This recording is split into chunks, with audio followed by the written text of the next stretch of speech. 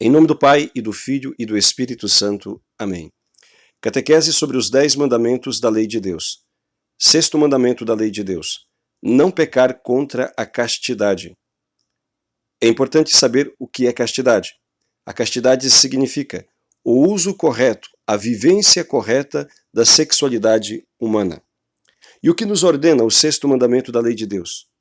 O sexto mandamento nos ordena sermos puros, modestos, castos em todas as nossas ações, palavras, pensamentos e atitudes.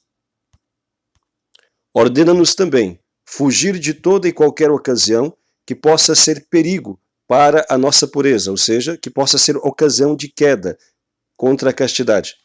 Também nos ordena vigiarmos para não sermos ocasião de pecado impuro, nem para nós, nem para os nossos irmãos.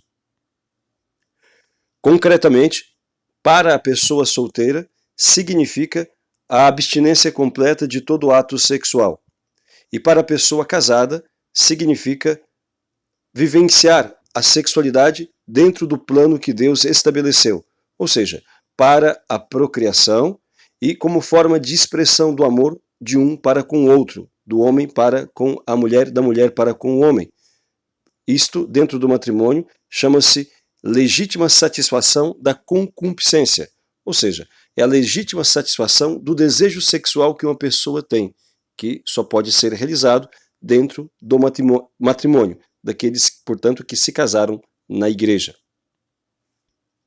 E o que nos proíbe o sexto mandamento da lei de Deus? O sexto mandamento nos proíbe todo e qualquer ato voluntário de sexo fora do matrimônio. Por exemplo, a masturbação. O que é masturbação? É a excitação voluntária dos órgãos genitais a fim de se obter um prazer sexual. Isto é masturbação. O pecado solitário, pecado sozinho, manipulando os órgãos genitais a fim de obter prazer sexual. Nos proíbe a fornicação. O que é a fornicação? A fornicação é o ato sexual entre pessoas solteiras, ou seja, pessoas que não são casadas. Nos proíbe o adultério.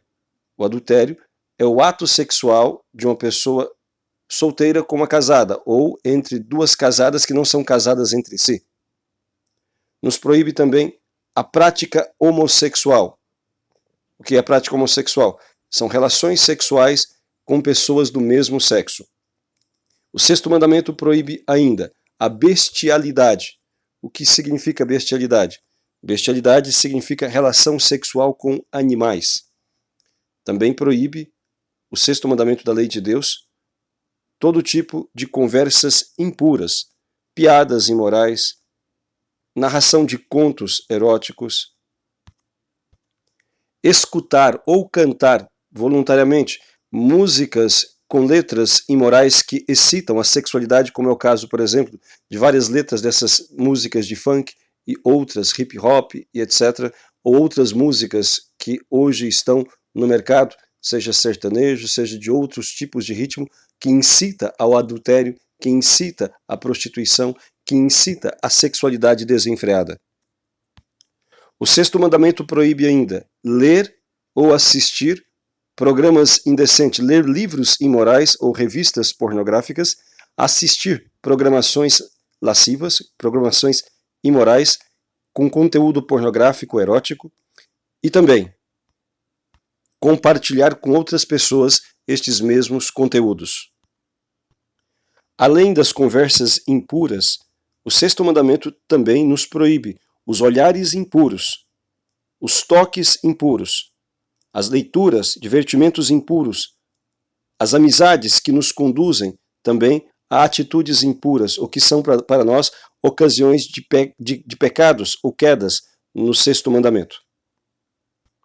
Assim, na prática, o sexto mandamento nos proíbe participar de eventos ou de programações ou de relacionamentos que se tornem para nós ocasiões de pecados contra a castidade ou já sejam eles mesmos pecados contra a castidade, como é o caso, por exemplo, de bailes como o carnaval, como é o caso, por exemplo, de bailes mundanos onde se excita a sexualidade, onde se promove bacanais, onde se promove a chamada ficação, onde uns ficam com outros sem compromisso por uma noite e assim por diante.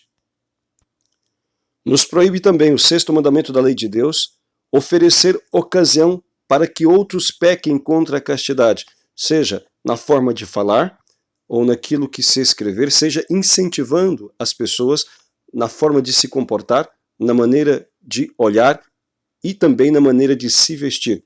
Aqui é importante fazer um parênteses. Muitas pessoas pecam contra a castidade e levam outros a pecarem pela forma leviana de se vestirem, vestindo-se de maneira sensual, com roupas curtas, decotadas, coladas ao corpo, provocativas. Inclusive, muitos assim o fazem dentro da igreja. Saibam que trata-se de um pecado grave contra a castidade.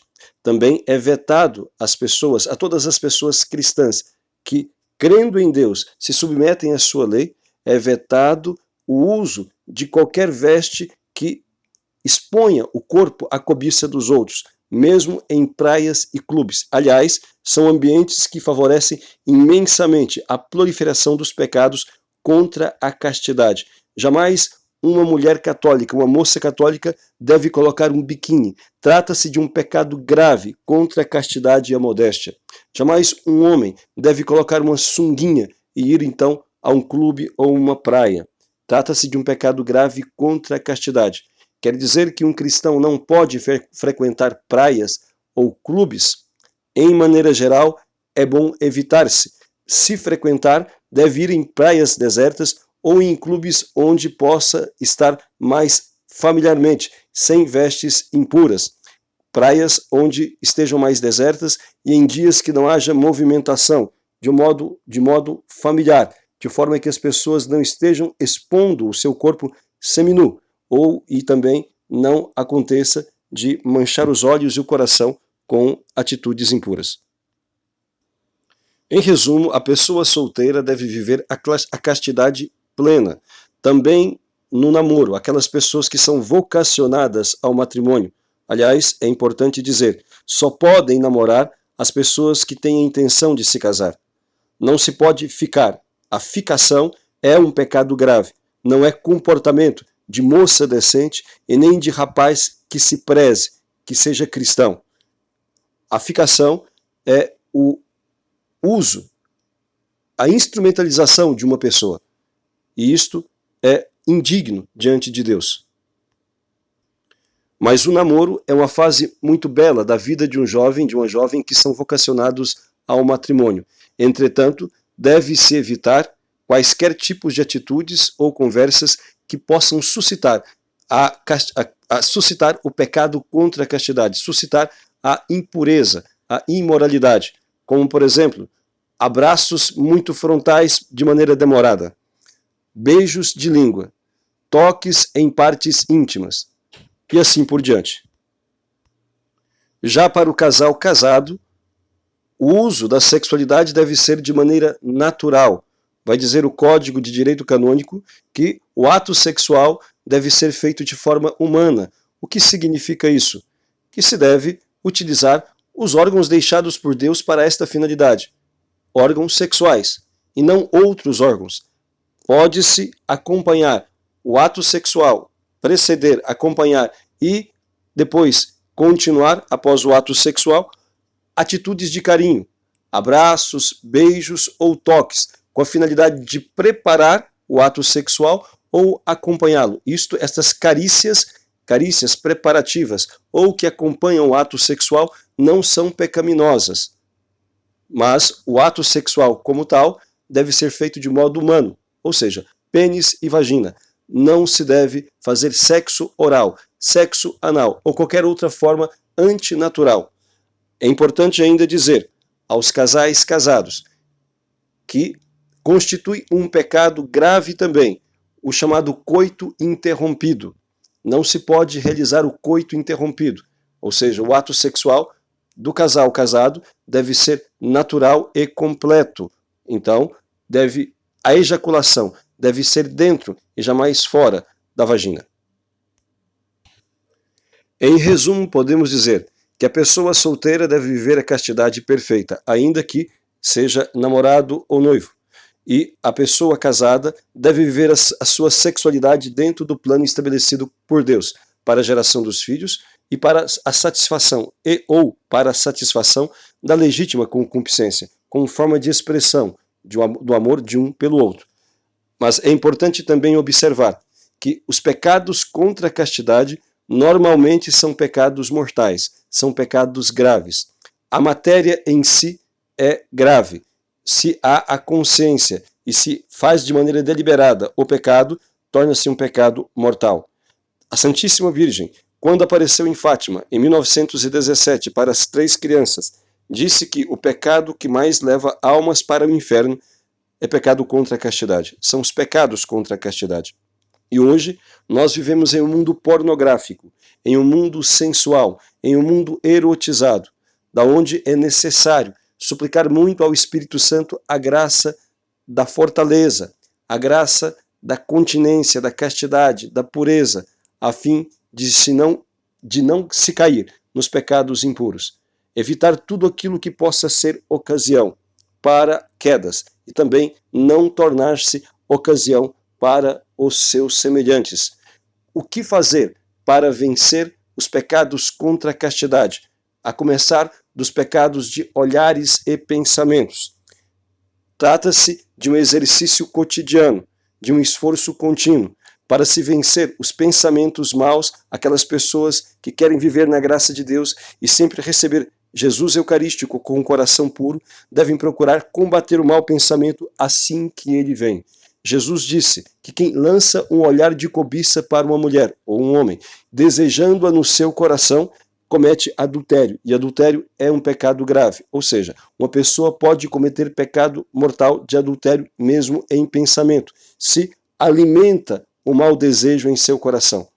O mau pensamento em si ainda não é o pecado, é uma tentação. Se vem um mau pensamento, ainda que venha muitas vezes, ainda que seja das piores coisas, se existe o esforço, se existe uma luta para afastar aqueles pensamentos, se existe a súplica a Nosso Senhor, a Santíssima Virgem, para que afaste aqueles pensamentos, ainda que ele volte muitas vezes, não constitui um pecado. Pelo contrário, é um ato de heroísmo, é um ato de virtude, daquele que quer afastar o mal para continuar na graça de Cristo. Para vencer os maus pensamentos, é necessário substituí-los por bons pensamentos. De que forma? Através da leitura, da meditação, da palavra de Deus, do catecismo, da vida dos santos. Portanto, dando à nossa mente imagens boas, também assistindo bons filmes, sobretudo da vida dos santos. Desta forma, pouco a pouco, com a oração e com esse esforço pessoal de leitura, de meditação e da assistência de bons filmes de vida espiritual, se substitui as imagens ruins, os pensamentos ruins por bons pensamentos. Como vencer os olhares impuros? Quando se deparar com alguma cena ou alguma pessoa que se torne ocasião de pecado, o que deve fazer? Abaixar o olhar, olhar para outro lugar. Desta forma, como o farol de um carro. O carro tem um farol alto e o farol baixo. O farol alto enxerga muito, o farol baixo já é mais restrito. Então, quando encontrar uma pessoa mal vestida ou se deparar com alguma cena, seja em televisão, seja ao vivo, que possa ser ocasião de provocação de pecado contra a castidade, procure desviar o seu olhar. Procure olhar para outro lugar e já invoque o anjo da guarda e a graça de Deus para te preservar de toda malícia. Para vencer os atos impuros, o que fazer? Basicamente, aquilo que se faz para vencer os pensamentos e os olhares. Evitar aquilo que é causa do pecado. Não frequentar lugares, pessoas, programações, músicas, festas, ambientes que se tornam ocasião de pecado contra a castidade. Há que se fazer basicamente esse esforço pessoal, vigiando, afastando as ocasiões e também, de modo sobrenatural, contar com a graça de Deus, com a força do alto, que é obtida através da oração e da frequência dos sacramentos, da frequência assídua dos sacramentos, especialmente a confissão e a Santíssima Eucaristia. É preciso fortalecer-se para dizer não ao pecado e às seduções que a todos os momentos estão nos girando, estão ao nosso redor. É desta forma, portanto, que se conserva a castidade, buscando rezar, receber os sacramentos, buscando suplicar ao Espírito Santo a fortaleza, a graça da pureza e fugindo das ocasiões de queda e de pecado. Também é muito oportuno meditar continuamente na morte e no fato de que nós podemos a qualquer momento estarmos diante de Deus. Sempre recordar o fato que Deus está nos vendo. Os olhos de Deus estão sobre nós, ainda que nós possamos esconder dos homens, mas de Deus nada se esconde. A consciência da presença de Deus é que nos faz evitar o pecado, dizia um santo bispo. Assim, supliquemos à Santíssima Virgem a graça de sempre estarmos atentos para não cairmos na tentação contra a castidade e nem sermos ocasião para que os outros caiam. Louvado seja nosso Senhor Jesus Cristo.